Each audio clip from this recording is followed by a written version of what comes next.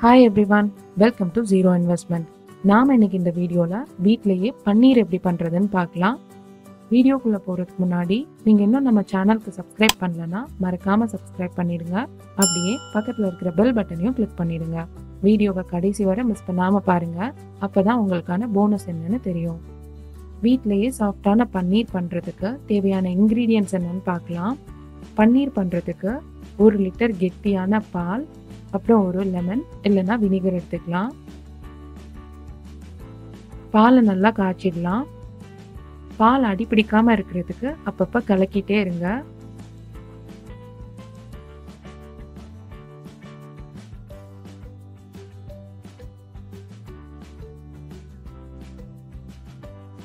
பால் நல்லா காஞ்சிருச்சு. இப்போ லெமன் ஜூஸ் ஆட் பண்ணிக்கலாம். லெமன் ஜூஸை கொஞ்சம் கொஞ்சமா சேர்த்து கலக்கி விட்டுடலாம்.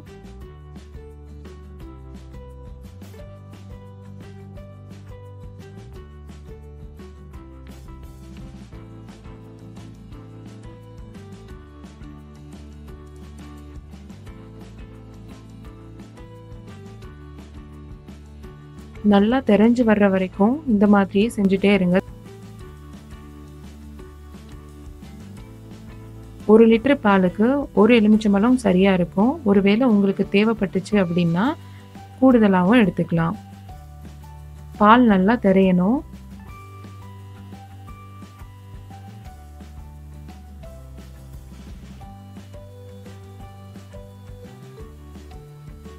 பாருங்க, பால் நல்லா தெரிஞ்சிருச்சு.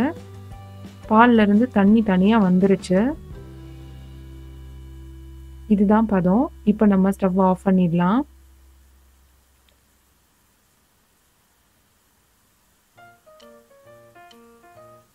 பாருங்க, தண்ணி தனியா நிக்குது பாருங்க.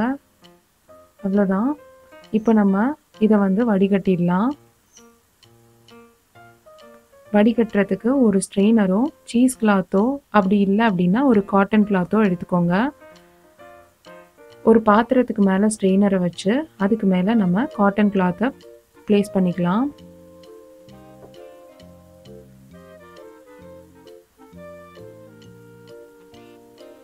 இப்போ தெரிஞ்ச பாலை அதில் ஊற்றிக்கலாம்.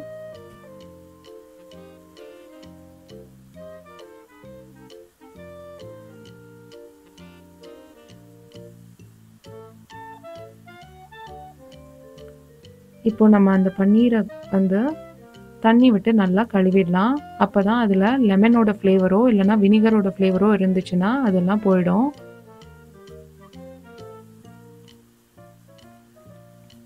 இப்போ உங்களுக்கு எந்த ஷேப்பில் வேணுமோ அந்த ஷேப்பில் அதை அப்படி மோல்ட் பண்ணி நல்லா ட்விஸ்ட் பண்ணிடுங்க. நல்லா முறுக்கிடுங்க.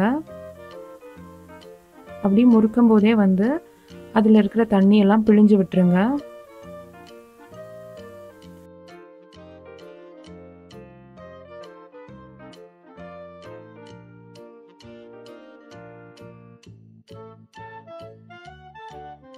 இப்போ உங்களுக்கு தேவையான ஷேப்பில் அதை மோல்ட் பண்ணிவிட்டு அது மேலே வெயிட்டான ஏதாவது ஒரு பொருளை வச்சுருங்க.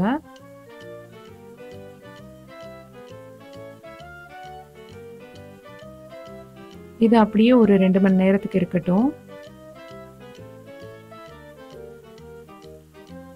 இப்போ 2 மணி நேரம் ஆயிடுச்சு. நம்ம இந்த வெயிட்டை எடுத்துடலாம். பன்னீர் எப்படி வந்திருக்குன்னு திறந்து பார்க்கலாம்.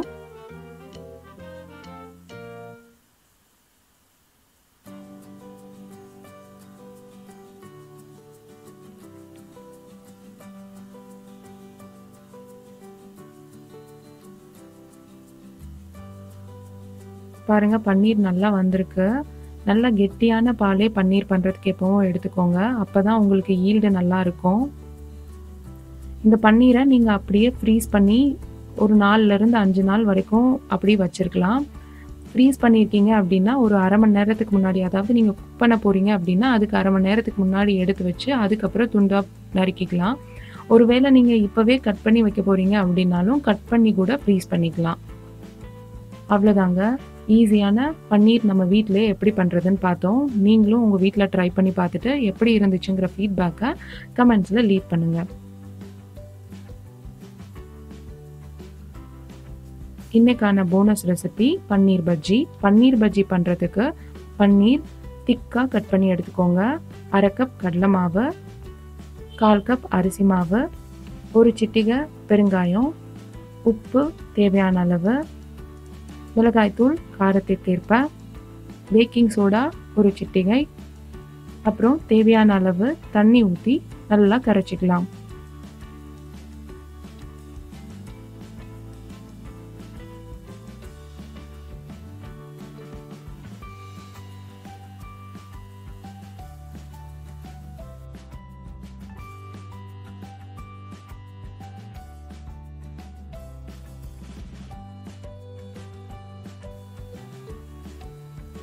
பன்னீரை நல்லா திக்கான பீஸாவே கட் பண்ணிக்கோங்க. அப்பதான் அது உடைஞ்சு போகாம இருக்கும். மாவு ரெடி ஆயிடுச்சு. இப்போ ஒரு பாத்திரத்துல எண்ணெயை சூடாக்கிக்கலாம். எண்ணெய் சூடாயிருக்கான்னு தெரிஞ்சுக்கிறதுக்கு மாவை கொஞ்சம் ஊற்றி அது மேலே எலும்பி வந்துருச்சு அப்படின்னா அது சூடாயிருக்குன்னு அர்த்தம். இப்போ நம்ம பன்னீரை மாவில் பெரட்டி எண்ணெயில் போட்டு பொரிச்சிடலாம்.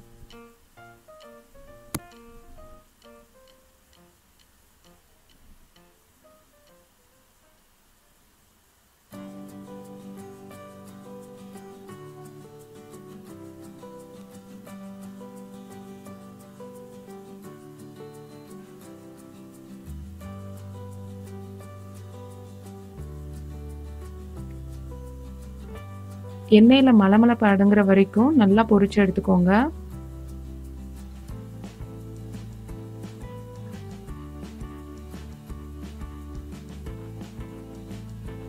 பஜ்ஜி நல்லா பொரிஞ்சிருச்சு. அவ்வளவுதாங்க, சிம்பிளான பன்னீர் பஜ்ஜி தயாராயிடுச்சு. நீங்களும் உங்க வீட்டில் ட்ரை பண்ணி பாருங்க. ட்ரை பண்ணிட்டு எப்படி இருந்ததுங்கிற ஃபீட்பேக்கை கமெண்ட் செக்ஷனில் லீவ் பண்ணுங்க. அடுத்த வாரம் இன்னொரு ரெசிபியோட உங்களை மீட் பண்ணுறேன். அது வரைக்கும் டாடா, பாய் பாய் அண்ட் டேக் கேர்.